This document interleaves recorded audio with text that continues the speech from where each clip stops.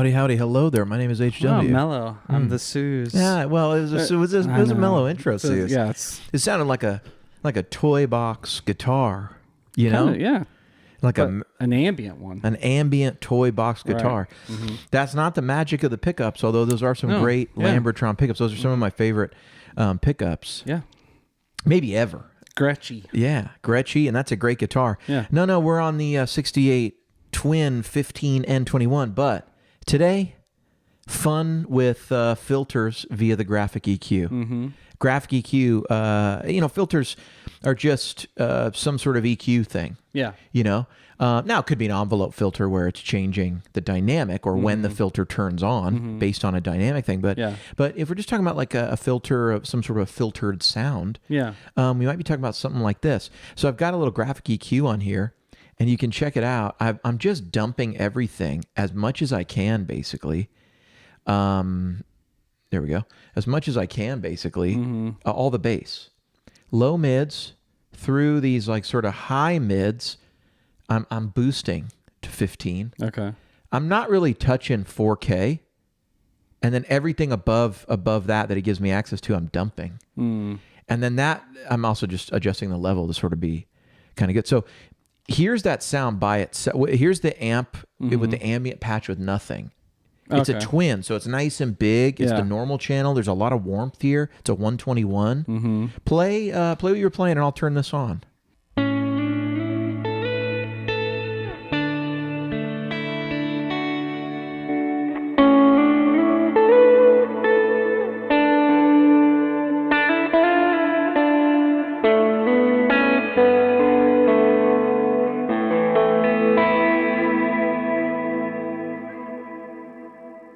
It's a super small sound. Yeah. It sounds like, to me, the equivalent of a toy piano. Okay. But for the guitar. Right. But it's really actually lovely. Yeah. It has like a nice effect to it. Like yes. EQ as an effect rather than EQ as a slight change or whatever. But like you hear it go, oh, there's an affected guitar. I mean, you're on the neck too. Yeah. Yeah. So I mean, this is as beefy as we're gonna get. That's so true. But like, just hit a chord. This is like you wouldn't say this is like a nice balanced sound. No bass really. Right.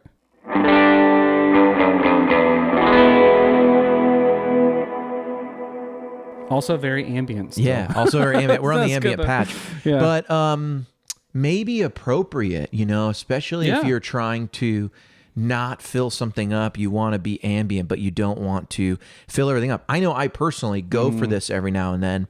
There's sometimes where I want my verbs and delays to be a large pad. Yeah. I want to take the spot of a piano, but there's also other times I'm just looking to be, for lack of I think, not so big and patty, but just ethereal.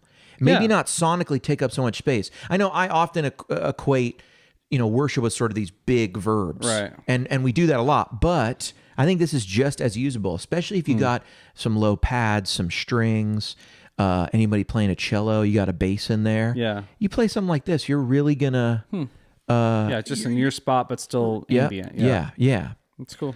Yeah, really nice. Yeah, when I was playing before, like when we were setting up the sound, it was like I played so much with the EQ on that when you turned it off, it was like, oh, why would you turn that EQ on? It's all scooped and It's went all away. scooped and terrible. Yeah. It's like your ear really does adjust to like what's normal, It's kind of weird. Let's try this on. So this is like a clean kind of on the ambient. Let's try it on the overdrive here. Yeah. So I've got, so it's not on right now, and I'll turn it on.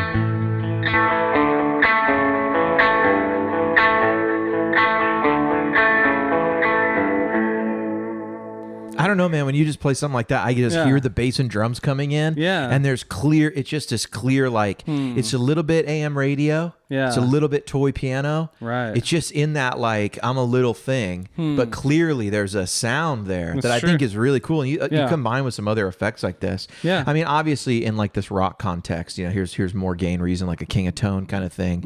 And then here's the EQ, and it's going to sound like a little guitar kind of, just very focused. Yeah.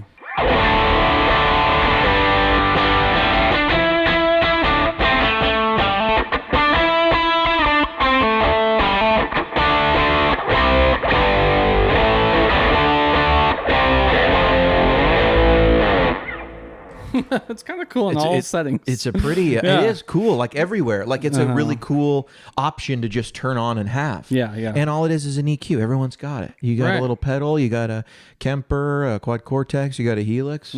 There it is. Let's do the opposite. Okay. Because this is a thing too, right? So we're basically taking away all these other frequencies except for the mid range. So let's do it the other way. So I'm just gonna switch effects here to quickly get it all back to 0. And whoops, there we go. And now I'm gonna actually scoop out all the mids. And I don't want to put back everything. I don't want to boost all this like really small sub stuff. I wanted none of that in there before, but now I'm gonna boost the bass. I'm gonna boost some of this, and I'm gonna take out the mid range, like the 500, the 1K, and I'm gonna have to play around this a little bit because, you know, this is 15 dB. It's hard to know when you start cutting 15 dB, you know, exactly what things are going to sound like. For example, on the last one, I didn't touch 4K. I didn't boost or cut it. Everything else got a big boost or cut, but 4K, when I boost or cut it, it just sounded wrong. Okay. But there was enough clarity. So let's try this, and I'm going to mess around, and let's do this. Let's turn it off. Let's put on the ambient patch, and go ahead. It's off, and then I'll mess around with it.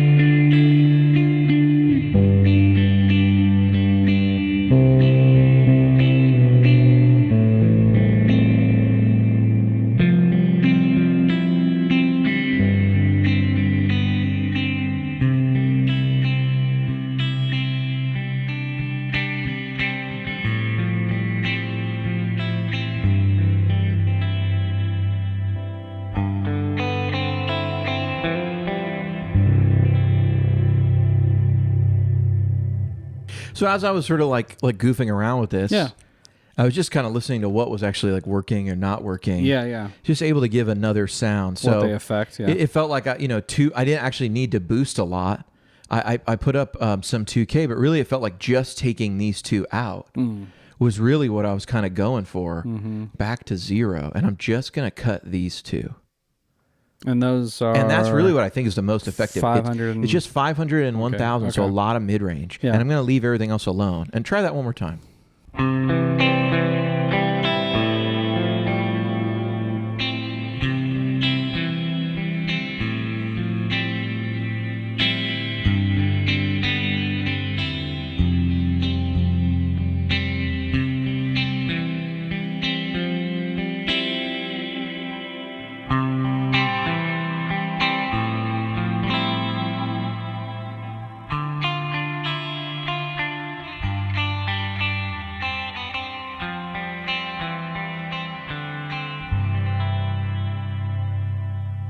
Here's with the rotary was good with this. Try this.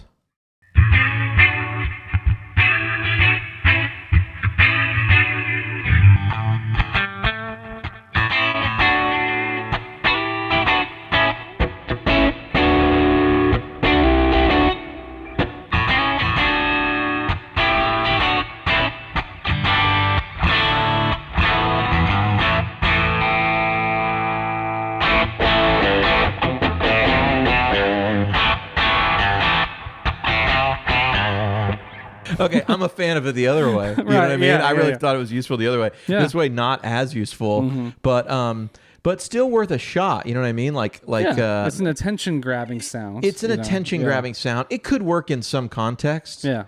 Some weird intro or like an outro. I'm not quite able to imagine that context at the moment. But fair enough. But yeah. You know, man, it's a cool thing. Or you can just also just go for a more utility use. And just, so the old school mid-range boost. When do you stop thinking of it as an EQ and more of as a filter? Is it just because it's so extreme? We would call that a filtered sound versus like an EQ'd sound? Yeah, to me, it's like you go like this. You start making a little bit of EQ changes, and it's like it's slight changes that sound different. Yeah. Then it starts sounding like something else. Then it starts sounding like trash. Then it starts sounding like you meant to do it. Okay. That's really it. You know what I mean? Yeah, it's like little changes. Like, I don't know.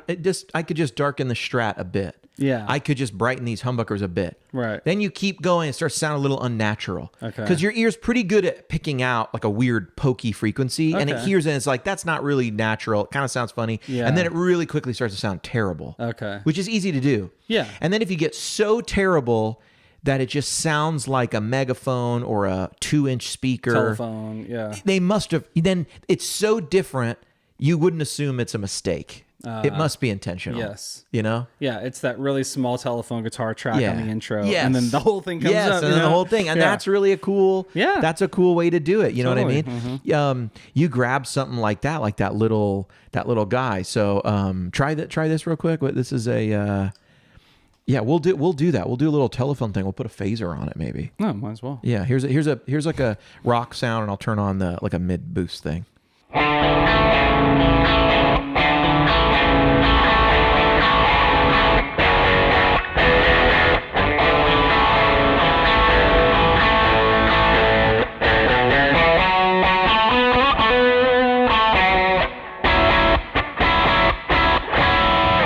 Yeah, you know. Thicker, obviously kind of, it just sounds like something else. Totally. Doesn't sound, you start going crazy. So we'll do that. Man, as you're doing that, this does remind me of when I listen back to like finished guitars, like stems. Yeah, they always sound weird. They always sound so strange. I'm like, why'd the mix guy do that to that? Like mangled that guitar.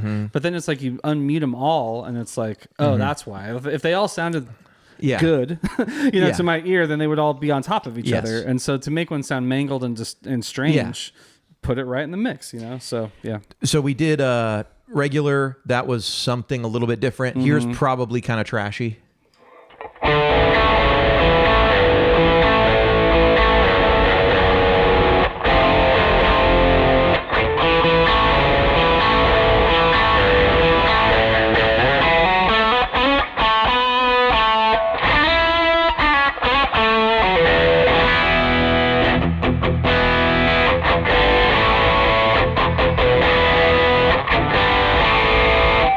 Yeah, kind of sharp in the upper thing, but like we did before, I'm going to let all that go up. I'm going to cut a bunch of this stuff. And this is all before the amp, right? This is all, I'm just changing the pickups. This is early on. Yeah, Okay. we're not doing anything to the rest. And then look, I'm going to dump this other stuff so that we don't even have it. And then now we're going to get back, I think, into the world of like, this is intentional. Like this intentionally sounds this way. You know what I mean?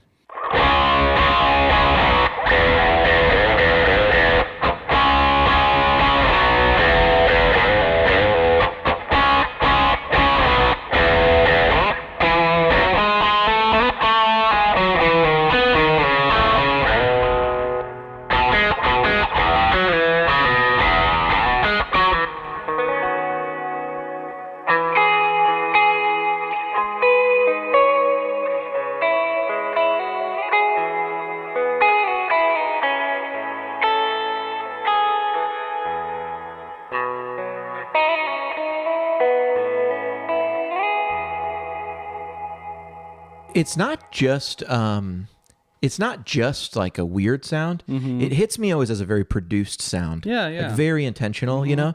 So that was a good example of we went from a little bit of change to, what is that? To like, oh, obviously that's on purpose. Yeah. You know, it's not the only guitar I want to hear forever. Right. But you do something like that, and then I'm just going to like mess with this patch now a little bit. So, you know, you could put something like that on, and then I think you have like an opportunity to really use like some modulation in a way that you may not normally use it. So here's like a script mod phase. So here's like Eddie's pedal, and I'll just up the mix so that we get all of it, and we'll get like a big spread. You could just play, and I'll dial this in.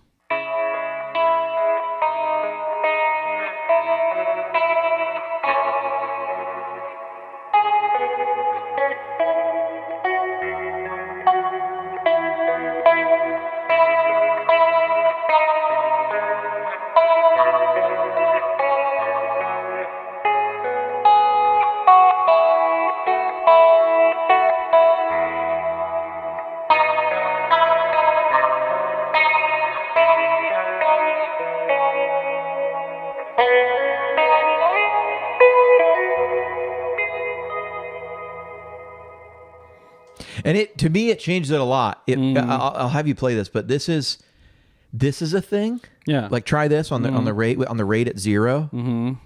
Like play that a little.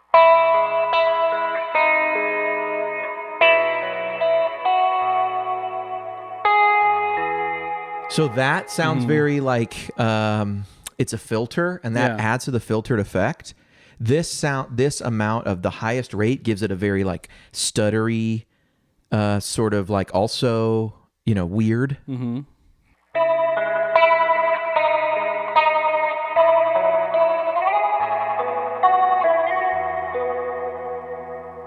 But in the middle, with this rate sort of out of time with what you're playing. So play again what you played.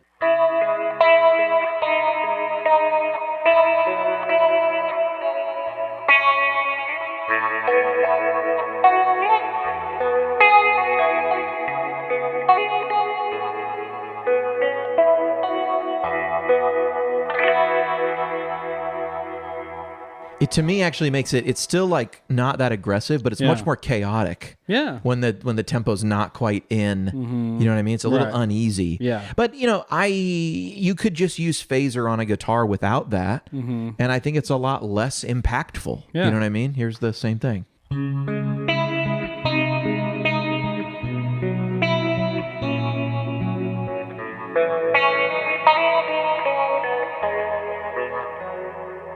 Yeah. It's like that haunted, like broken toy box. Yeah. Yeah. Sounds like you got an old Kleenex box. Put a broom handle on it. You know? Maybe a cigar box. It'll hold together better. Yeah. It's cool. Yeah. I like it. I mean, this is fun with filters. You know, fun with filters. Build your own filter with the 10-band graphic EQ. And to me, I just think of it as like all mids, no mids. Oh, yeah. You know, like which way you're going. You could do it the other way. You could also use a tilt for the same thing. Eventually you get rid of so much. But, you know, you can lack clarity that way. Yeah. If you just do all highs or all lows, it can get harsh fast and stuff. Yeah. But I think this is super usable. Honestly, for people who do ambient music, for people who do worship music especially, a filter like this can be really useful to vary up the sound a little bit. You don't always have to be big, especially in the low end. It's very advantageous to not be big in the low end sometimes. Yeah. You know, I had this moment this weekend. We were playing, and we had all these kids on stage. It was like a family weekend. And so this younger girl is singing. So it's like a sweet moment. You know, she's like 9. Yeah. And so she's singing this little intro, and the music director goes, everybody hang back, just the keys. And then he's like, add a little acoustic guitar. But like, it was a moment where we just wanted to hear the vocals. We weren't worried about the band coming in dynamically. Yeah. And as we came in, you know, we were talking like but it hit me there.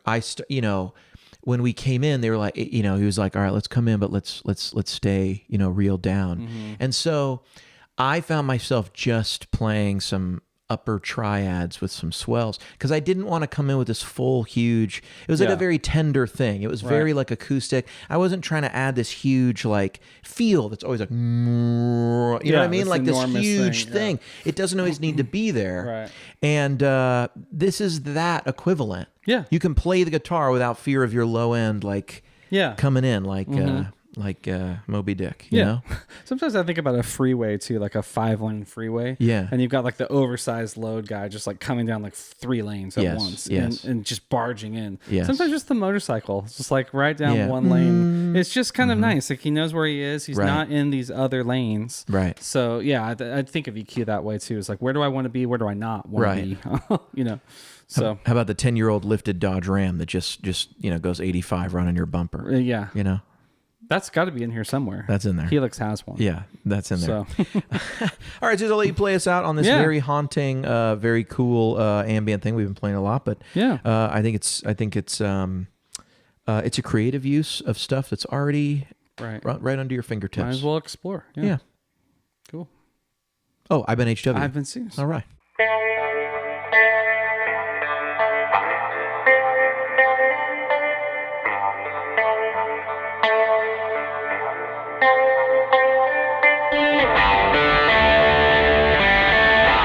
Thank you.